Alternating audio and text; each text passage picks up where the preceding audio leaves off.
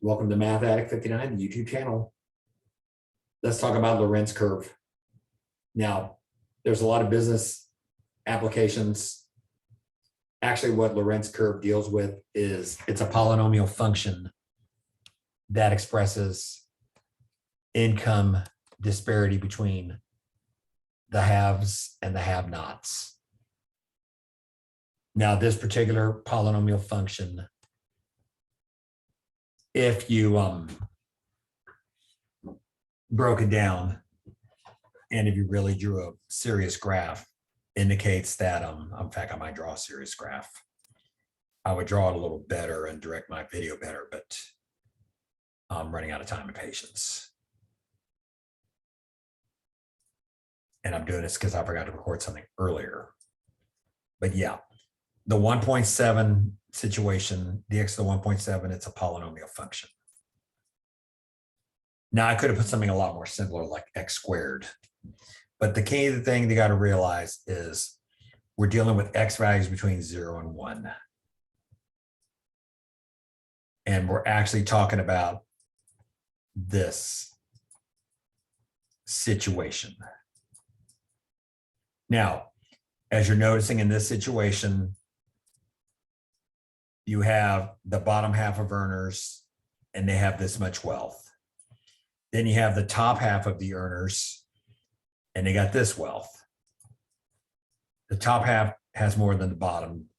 Now, in a perfect world, you might see something a little more like a square where everybody's equal, but that's quite not going to happen very often. You would almost have to have just X. Now, for the Gini index, we're talking about disparity. Consider the y equals X line, and there's an area between the y equals X and this income distribution situation. And we want to have, in an ideal situation, you don't want that to be too big. But like I said, that ideal situation doesn't happen too often. Now, in this particular situation, you have to use a formula. The formula would be the area in between X and X to the 1.7. Now, you might recall, if you were doing a power rule situation, integral x to the n dx, it's a situation where you would add a power and you would write that number over a power. And then it becomes a plus c if you weren't in a definite integral, but you are in a definite integral, so we're not going to worry about plus c. So let's go ahead and apply the power rule to our situation. So we're going to integrate x dx. Oh, by the way, I forgot one minor detail. The Gini index also has a 2 in front. Don't ask me why they're doubling. Like I said, I'm not a business major. I have zero experience in business. That's why I'm in education, and I don't make a lot of money. But, well, I make pretty good money, but I'm not going to make what Jeff Bezos makes teaching. But that's okay.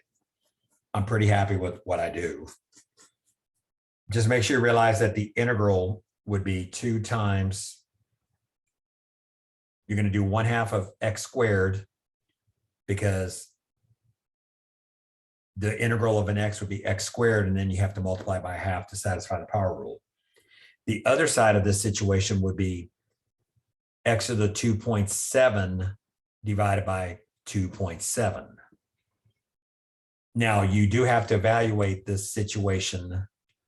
So I'm not using the correct brackets. I got to bust out the correct brackets. But they like to use this notation to indicate we're evaluating this expression from 1 to 0. Now, I'm going to do a little side work again. If I'm evaluating this thing at 1, this is my expression. you will find out very quickly that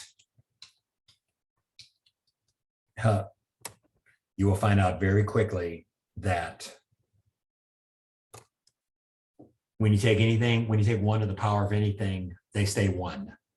So there's not going to be a whole lot in regards to this. You're just going to get 1/2 minus 1 over 2.7. If you're evaluating it 0, well, that's just going to be zeros. So I'm not even going to worry about the 0. So the result of everything we're doing is going to be 2 times 1/2 minus 1 over 2.7. Let me clear a couple of things before I continue. I hope I have the recorder going. I just talked for 10 minutes and realized I didn't have the recorder. So yeah, I'm kind of a little fast and a little impatient right now. I'm not putting a lot of details on some of this.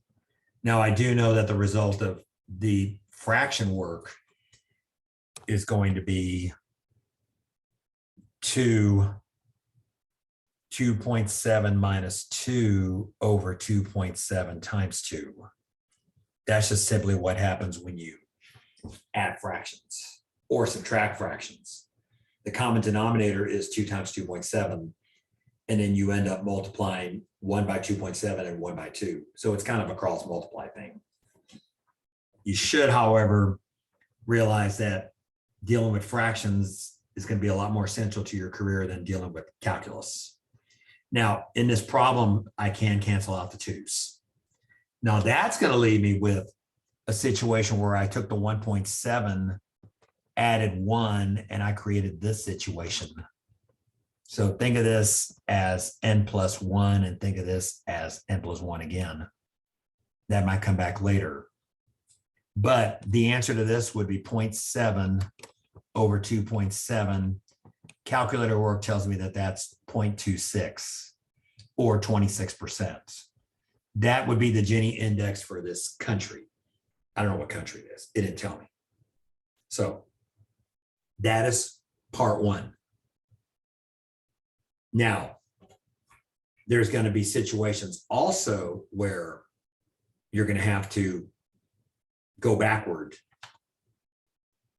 Now, there's some things I realized going backward that's going to save me a lot of work, and I'll tell you shortly. Let me go to the next problem, but I'm going to pause first.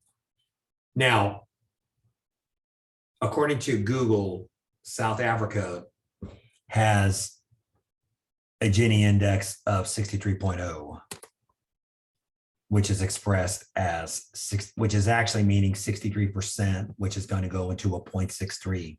You will never see a Gini index higher than 1. Or it would be shocking if you had one higher than 1. I just don't think it's meant for that to happen. Hopefully, I'm still launching this meeting and still working. Now, one thing I did realize is that the Lorenz curve is going to be in this form. And I also realized that the Gini index ended up being in this form, where I had to add 1. I ended up subtracting 2, and I had to write the answer again over n plus 1. Now, that's just based on what I did last time. See, you might recall when I did the problem last time, I had 2.7 minus 2 over 2.7. And remember what I told you, this is n plus 1 and this is n plus 1 of the previous. So what I'm going to do is I'm just going to go ahead. If that thing were, say, 5.7, everything would have worked the same, except it would have just been 1 more. So that's why I know I could just use this equation to find the n in the Lorenz curve. I'm sure everybody else has thought of this. So you don't really need calculus to go backward. You just have to use this algebraic situation. So in this case, 0.63 equals n minus 1 over n plus 1. Sweet. So what we're going to do is we're just going to go ahead and solve that equation. It'll become 63% of n plus 1 equals n minus 1, which from here on out, we're going to start using linear equation techniques that you learned hopefully in 1324 or in previous math classes. Now, here's something I found out that confused a lot of people. I know at some point, I'm going to go ahead and I'm going to add 1 to 1 point. I'm going to add this. Now, on the right side, I'm going to have n minus 63% of n.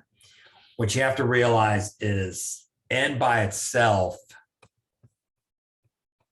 I'm going to write this up here. N is really 1n, which is really 100% of n, or 1.00. Think of it as you're taking 63 cents away from $1, or 63% from 100%. Think of ways to turn this thing into money so you won't have a hard time with this whole decimal subtract whole number. And yeah, you want to try to do this without a calculator. So the next step I'm going to do is I'm going to put 0.37 n is $1.63. That's going to lead to n equals $1.63 over 0.37. Doing some division, I'm going to find out that the Lorenz curve for South Africa is going to be about 4.41. Now, of course, you can always go back and work this thing out by integration.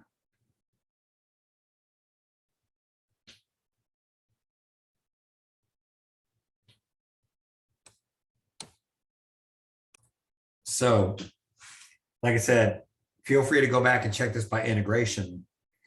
But I did go back and check, and I realized that Gini was 0.63. So that's how you would work the problem if you're given Gini index and you have to go back and find Lorenz curve. Now, make sure you express your answer correctly, since you are stipulating that the Lorenz curve is in this form. Lx would actually be x to the 4.41. Now, of course, you could do the number of decimal places you feel appropriate. A lot of problems you had 2 decimal places. Well, that's today's lesson on how to do Gini curve index and Lorenz curve. I'm going to upload this, and make sure you feel free to catch any of my other videos. Take care.